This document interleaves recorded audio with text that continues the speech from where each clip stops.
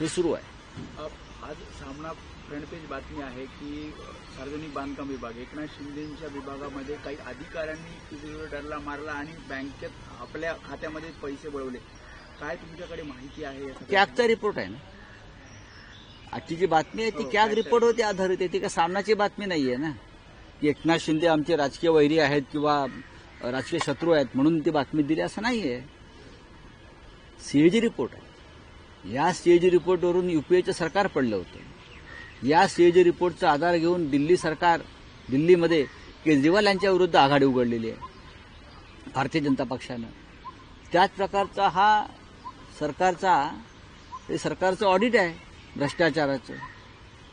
एकनाथ शिंदे यांनी हे खातं, नगरविकास खातं असेल किंवा काय कशा प्रकारे लुटलेलं आहे आणि कशी लूट केली सरकारी पैशाची आणि मालक लूट करतोय म्हणून अधिकारी लुटायला लागले, हे स्पष्ट दिसत आहे. या सगळ्यांच्या चौकशा व्हायला पाहिजेत.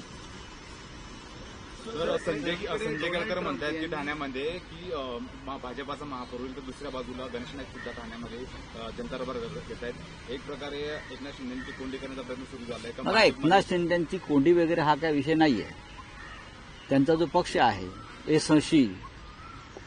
एसएनसी नावाचा त्यांचा पक्ष आहे, त्या पक्षाचं अस्तित्व नाही. ठाण्यामधल्या विधानसभेच्या जिंकलेल्या जागा या फक्त भारतीय जनता पक्षाच्या मदतीने ते जिंकलेत आणि पैशाची ताकद आणि ईव्हीएमचे घोटाळे वारंवार मी यासाठी म्हणतोय. 2 दिवसापूर्वी साताऱ्यात सह्याद्री सहकारी साखर कारखान्याची निवडणूक झाली. तिथे 4 महिन्यापूर्वी भारतीय जनता पक्षाचे आमदार मनोज घोरपडे हे बाळासाहेब पाटील यांच्यासारख्या मातब्बर नेत्याचा पराभव करून साधारण 50,000च्या मताधिक्याने जिंकले ईव्हीएमच्या माध्यमातून. तिथे 2 दिवसापूर्वी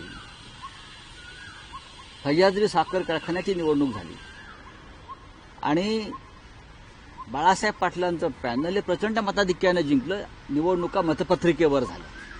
तोच मतदार, तेच क्षेत्र, तीच माणसं. फक्त निवडणुका ईव्हीएमवर झाल्या 4 महिन्यापूर्वी, तेव्हा मनोज घोरपडे जिंकले भाजपचे 40-45,000 मतांना. आणि आता त्याच मतदारांनी मतदान केलं सह्याद्री साखर कारखान्याला. तेव्हा बाळासाहेब पाटलांचं पॅनल 21च्या 21 जागा जिंकल्या. लक्षात घ्या कसं काय परिवर्तन झालं. याचा अर्थ ईव्हीएम मध्ये घोटाळा आहे. लोकशाही मराठी ऐका, पहा, जागरूक रहा.